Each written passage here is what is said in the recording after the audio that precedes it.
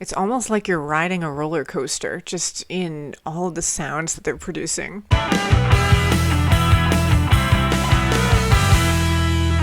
Hello everyone and welcome back to my channel.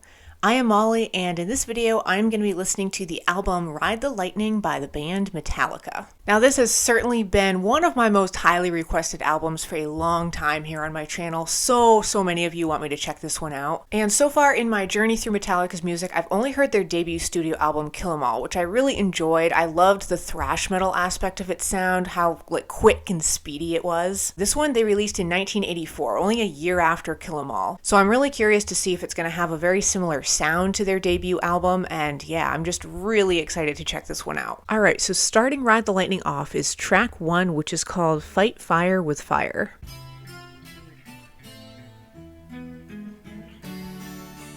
I'll be honest, not the start I was expecting. I have a feeling that thrash metal intensity is gonna be introduced here pretty soon.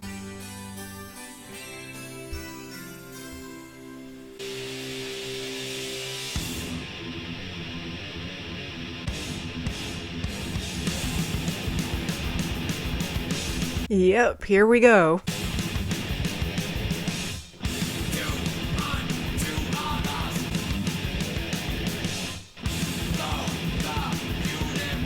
All this stopping and starting they're doing is just really throwing me off. It's fun, it's very unexpected.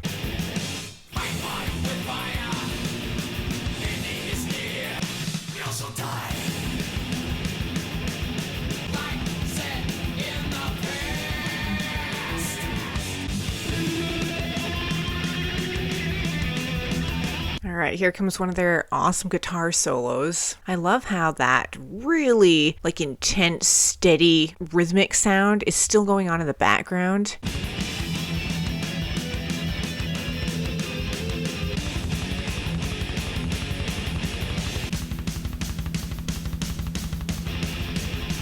It almost sounds like helicopter blades or something. That percussion is just so quick and steady.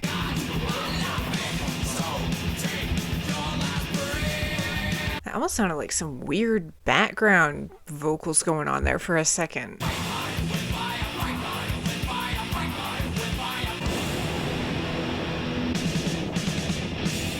That was track 1, Fight Fire with Fire. Talk about intensity, that one just kind of hit the ground running. It never stopped. It just was so speedy. Those guitars were amazing. I don't even know how they play the guitar that quick. It's just so impressive to listen to. But I'm going to move on to track 2 now, which is the title track, Ride the Lightning.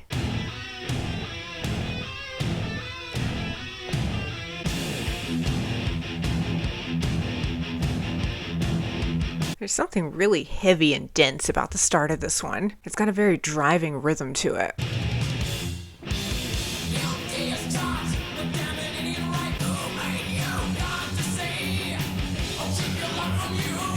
I'm just enjoying his vocal delivery on this one. It has this high-pitched intensity to it almost. It's like this screeching sound.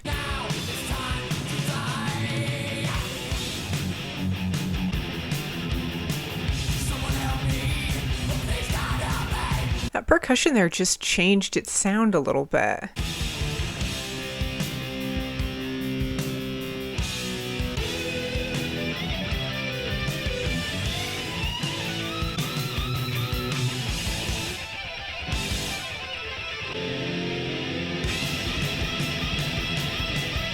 There's just so many up and downs with the sound of this song. It's just all over the place in the best way.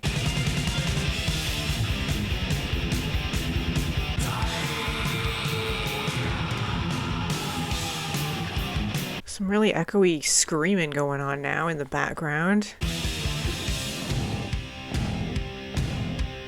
Man, that percussion just has this heavy density to it. It's a really amazing sound. It's just bringing a lot of weightiness to this song.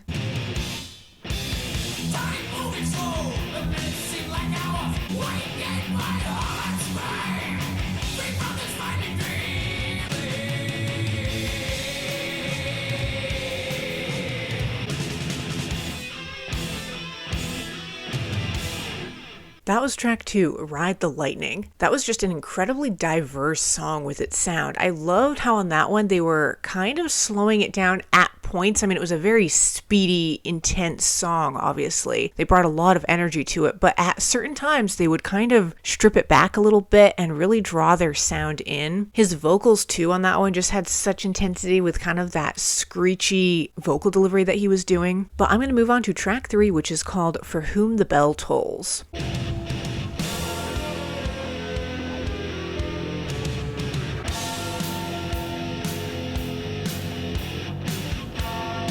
I love how they're infusing this bell in.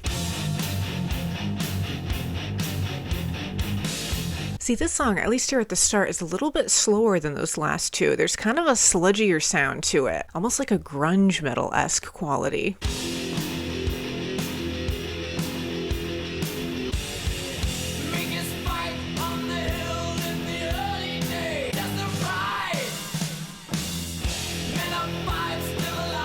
I love that percussive part just there, where it was just the drums for a second.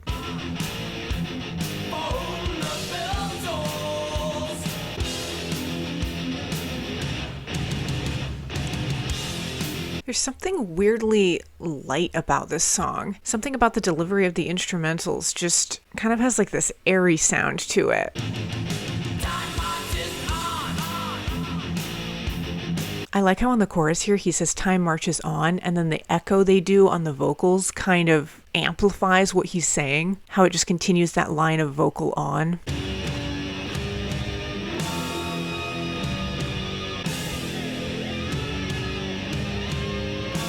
There's this really big, immense sound here at the end of this track, man.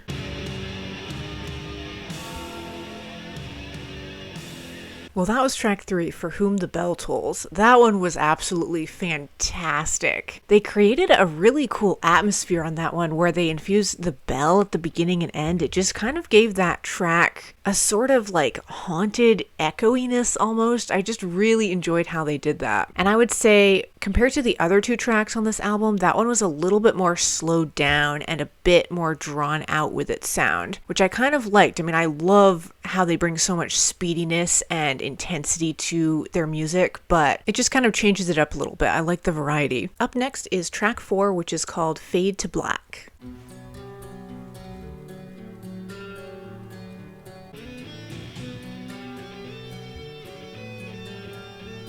This one's kind of starting off like how the first song did, just very minimalistic, and there's kind of a warm, like acoustic tone to it.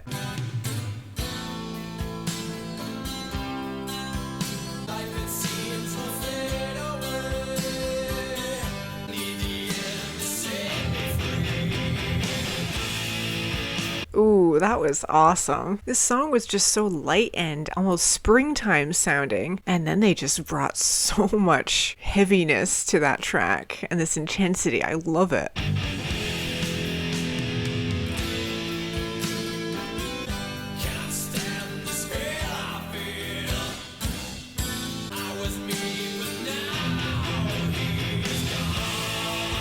Man, those guitars just have such an incredible sound to them. It has even more of an impact too, contrasted with that really light, I don't even know what that instrumentation is, like on the softer portions of this track, but when those guitars come in, it's just such a contrast of sounds.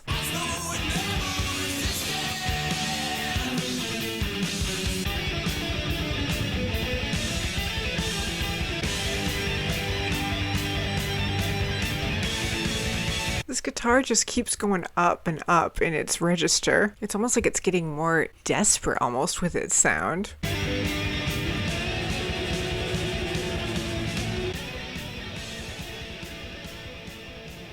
Well, that was track 4, Fade to Black. That one definitely brought a little bit of a different sound to Metallica's music. I really liked it. How it started at the beginning so minimalistically, and it had like a warmth and a softness to it. And then when they did that transition from that soft beginning into the really heavy metal portion of that track, oh man, it was just done so well. And yeah, I'm just finding on this album, they're fusing a lot. Like, it's obviously a fantastic metal album. They're bringing a lot of of speediness and aggression and intensity to their noise, but they're just doing a lot of things with it. They're throwing on so much variety, and it's just making it that much more entertaining to listen to. But moving on to track 5, we have Trapped Under Ice.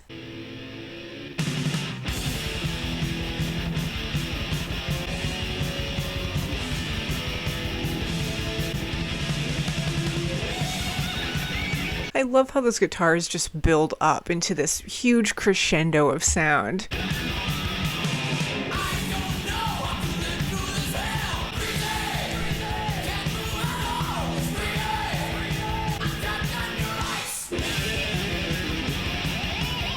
Alright, I think this track is making up for how I said the other one was a little bit more like slowed down. This one's just bringing all of the intensity.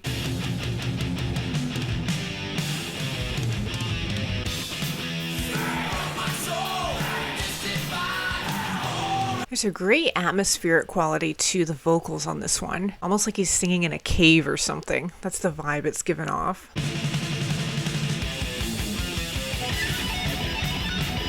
That was a really smooth transition there into that guitar solo, with how they used the percussion to kind of just lead right into that.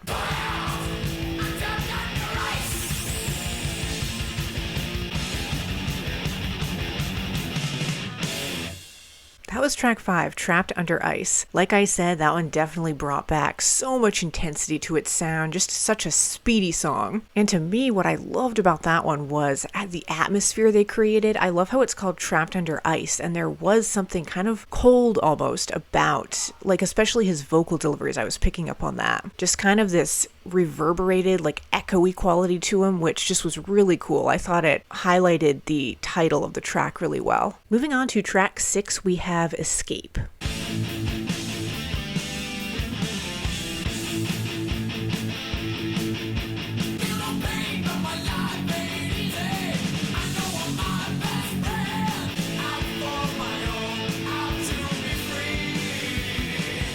This one has a little bit of a different sound here on the chorus. I don't know, it's just less heavy.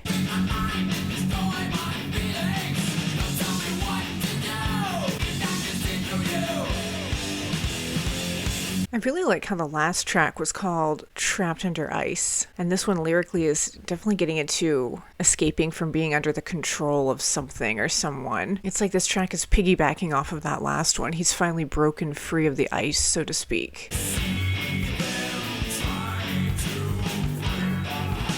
Okay, the bell is coming back on this one.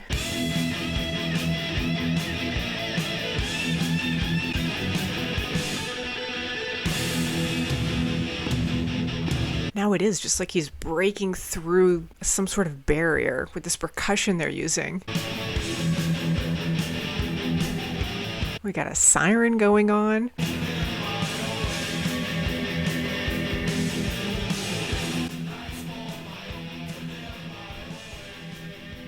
Well, that was track 6, Escape. That ending was really cool. Again, like very atmospheric, sort of a weird ambience to it. But just lyrically, I was really enjoying that one. It was kind of like him breaking away from like social norms and the way other people have always done things and just kind of finding his own way, doing his own thing. And the song kind of almost mimicked that with its sound. I loved that percussive element they were using too. It sounded like a hammer just kind of breaking through something. But I'm going to move on now to track 7, which is called Creeping Death.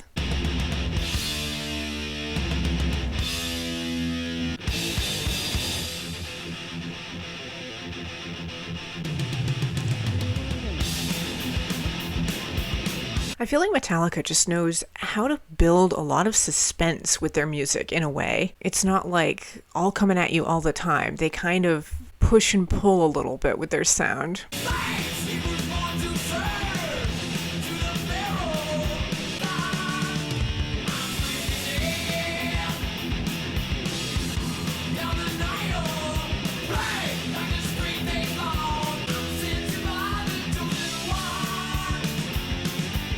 I keep getting little flashes of the bass from time to time on this song that I'm really liking.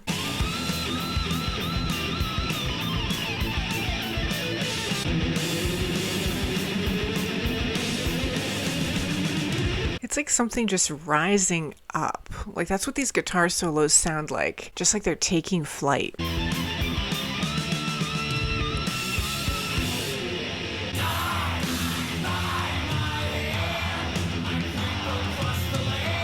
Alright, now we have multiple vocalists going on. You've got kind of those people in the background chanting "Die."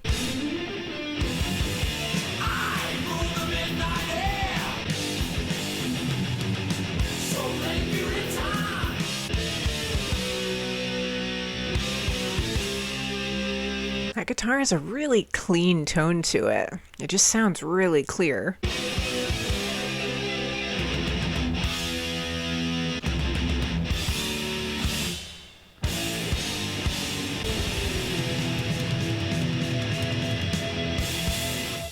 That was track 7, Creeping Death. The instrumentation on that one just was so impressive. I mean, it has been across this whole album, but for some reason on that track in particular, I was just picking up on all of these subtleties they were doing. It just sounded so good together, but like the percussion had kind of this airiness to it. They were using the cymbal a lot. That bass was shining through from time to time, and then the guitars were amazing. They just had this really clean sound to them. I honestly feel like that would have been a really fitting closing track for this album, just with how it ended. It sounded like a final track, like a finale of some sort. But there actually is one other song on this album, the closing track, which is called The Call of Ktulu, if I'm saying that right.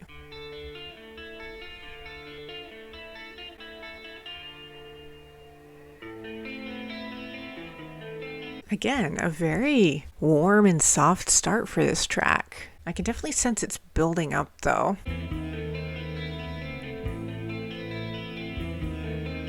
I love that bass.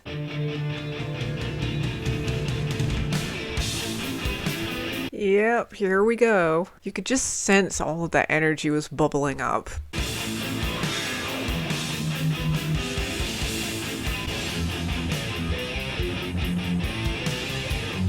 Yeah, there's just such an amazing intensity to the guitars on this one. They have this really grinding, heavy quality to them.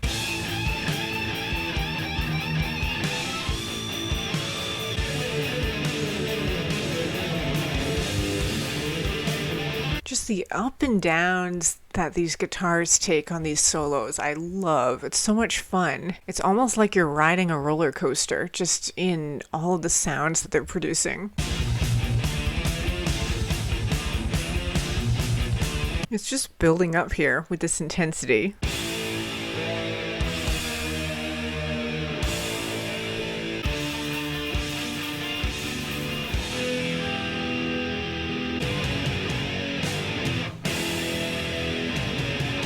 It's like this song is just expanding its sound here at the end.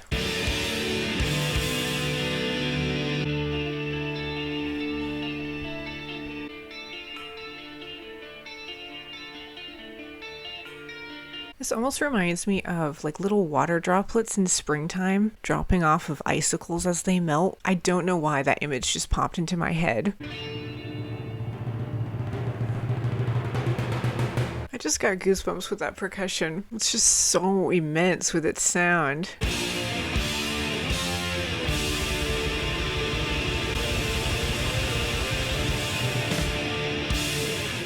Well, that was track 8, The Call of Ktulu. What a finale to this album. I just said on the last track how it ended with such an amazing combination of sounds going on, but that track just took that to a whole other level. It was like through that whole track, there was this tension that kept building up, and then at the end, it was just like a total release of that sound. Alright, well that is going to do it for my reaction to Ride the Lightning, the second studio album from Metallica. An amazing thrash metal album, absolutely. It brought so much intensity to it, but I loved how they were bringing on a lot of other sounds as well. They really knew how to balance out those moments of restraint with the energetic ones just to kind of make their sound have that much more of an impact. I thought that this whole album worked fantastically well from beginning to end, but I think the standout for me upon first listen is probably track 3, For Whom the Bell Tolls. The atmosphere that they created on that one was just amazing, I thought. I also really liked track 4, Fade to Black, how that one had a few more of those more minimalistic and subtle sections that that had a warmer tone and then they would just bring the aggression. But I'm so glad that I have finally heard Ride the Lightning. This one has been on my list for a long time of albums I've wanted to listen to. And definitely let me know in the comments if you want me to continue on with Metallica's albums. I think up next in their discography is their third one, Master of Puppets. And yeah, as usual, thank you all so much for watching. Stay tuned, and I will see you in the next video.